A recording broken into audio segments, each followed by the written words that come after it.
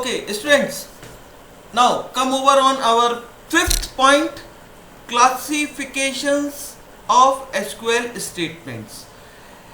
Basically, यहाँ जो हम SQL statements यूज करने वाले हैं, SQL commands यूज करने वाले हैं, हम कमांड्स यूज करेंगे SQL में, हम प्रोग्राम नहीं करेंगे। SQL में जो कमांड्स हम यूज करेंगे, these commands are basically divided into three parts. तीन तरह के ये कमांड होते हैं। इनको हम बोलते हैं DDL कमांड, DML कमांड और DQL command. Okay, this is the DDL. DDL stands for data definition language.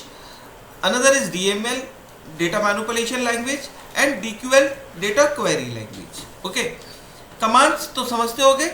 यहाँ पर सिंपल एक स्टेटमेंट हमें लिखना है और सेमीकोलन यूज करना है।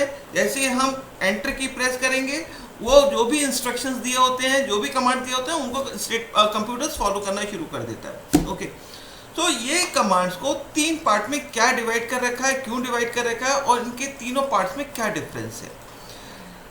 बच्चों, DDL कमांड वो कमांड होंगे, वो SQL कमांड्स होंगे जिनसे हमारी टेबल पर, हमारे रिलेशंस पर, पूरा स्ट्रक्चर पर इफेक्ट पड़ेगा। उसका पूरा स्ट्रक्चर ही चेंज हो जाता है। जिन कमांड्स की हेल्प से पूरा स्ट्रक्चर चेंज हो जाता है, they are called the DDL command. For example, to create a table, okay, to remove a table, to add a attribute, एक कॉलम इंक्रीज कर रहे हो। अगर एक कॉलम इंक्रीज कर रहे हो तो क्या हो रहा है, पूरा स्ट्रक्चर चेंज हो रहा है। हर रिकॉर्ड पर, हर स्टूडेंट के रिकॉर्ड पर इफेक्ट आ रहा है। ठीक है, सो या कोई एक कॉलम रिमूव कर रहे हो तो हर रिकॉर्ड पर चेंजेस हो रहे हैं, है ना, हर स्टूडेंट पर चेंजेस हो रहे हैं। सो DDL कमांड वो कमांड्स होंगे जिनसे का पूरा डेटा, पूरा टेबल चेंज होता हो। सो actually consist of the SQL command that can be used to define database. Sigma DDL allows to add, modify, delete the logical structure which contains the data or which allow user to access, maintain the data. Okay, now next is DML command, data manipulation language. Data manipulation language क्या होगा, इससे पूरे का पूरा table effect नहीं होता, इससे कुछ रिकॉर्ड्स इफेक्ट होते हैं। जैसे इंसर्ट किया, एक नया रिकॉर्ड इंसर्ट किया तो बाकी के रिकॉर्ड्स पे कोई फर्क नहीं हुआ, सिर्फ एक रिकॉर्ड इंसर्ट हुआ है। या डिलीट किया, एक रिकॉर्ड डिलीट किया, दो रिकॉर्ड डिलीट किया, 5 रिकॉर्ड डिलीट किया, लेकिन टेबल के स्ट्रक्चर पर कोई इफेक्ट नहीं आया। रिकॉर्ड्स डिलीट होते हैं तो बाकी के और रिकॉर्ड्स पर, उन पर कोई इफेक्ट नहीं हो रहा। ठीक है, जो डिलीट हो रहे हैं बस उन्हीं पर इफेक्ट हो रहा है।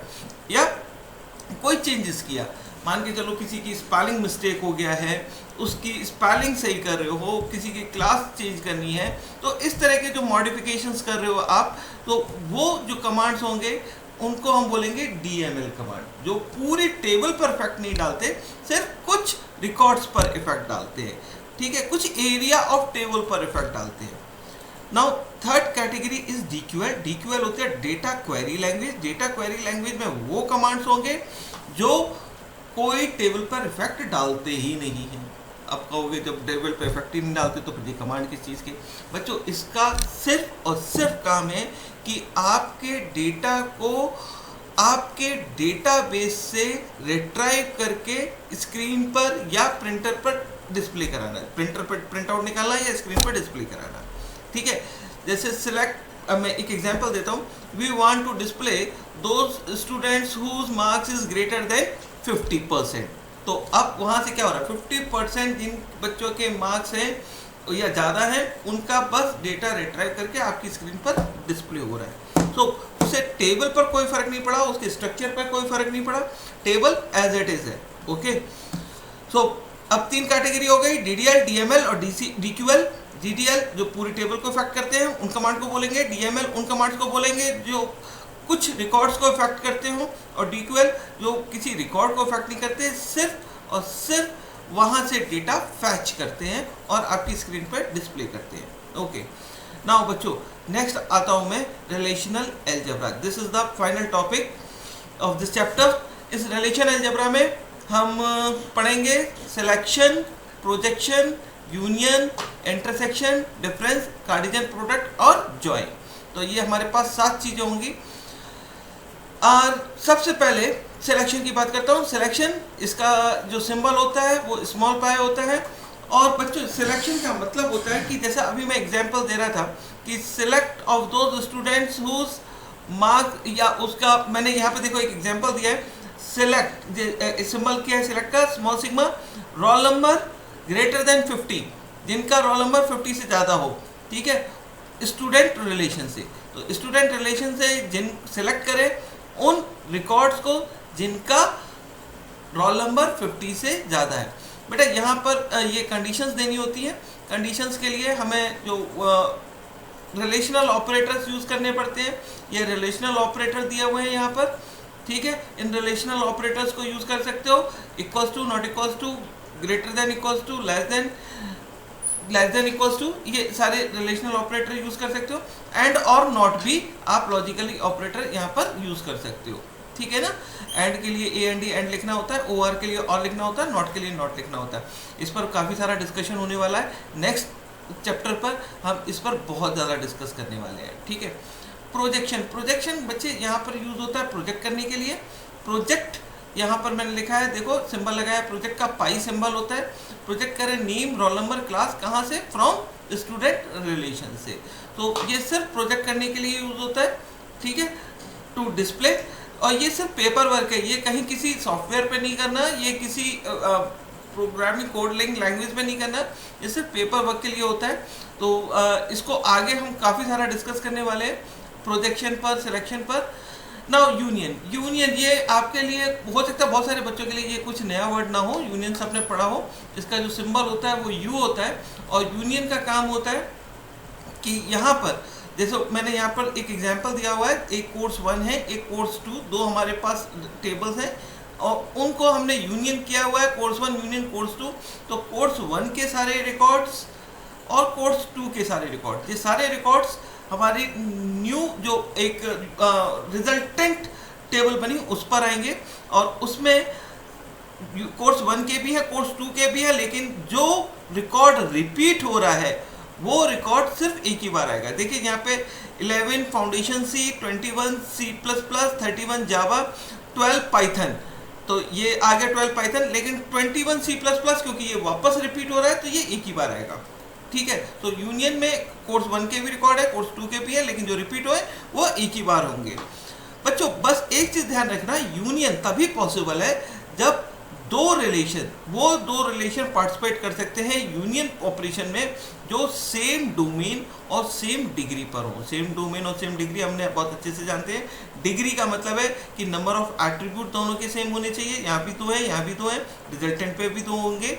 और डोमेन का मतलब है कि सेम कंडीशंस पे होनी चाहिए, जैसे कस्टमर आईडी यहाँ पर है वैसी कस्टमर आईडी यहाँ पर होनी चाहिए, सेम डेटा टाइप होना चाहिए, सेम उसकी विथ होनी चाहिए, ऐसी कस्टमर नेम का भी सेम होना चाहिए। तो सेम डोमेन सेम डिग्री पर होंगे तभी यूनियन कंफर्टेबल होंगे, ओके। अच्छा, यहाँ कोई इससे फर्क नहीं पड़ता कि कोर्स 1 यूनियन कोर्स 2 करो या कोर्स 2 यूनियन कोर्स 1 करो, रिजल्ट सेम ही आएगा, लेकिन जो सीक्वेंस हो सकता है रिकॉर्ड का ये ऊपर आ जाएगा पाइथन वाला और C++ वाला, बाकी के ये वाले नीचे आ जाएंगे, तो लेकिन रिजल्ट सेम रहेगा।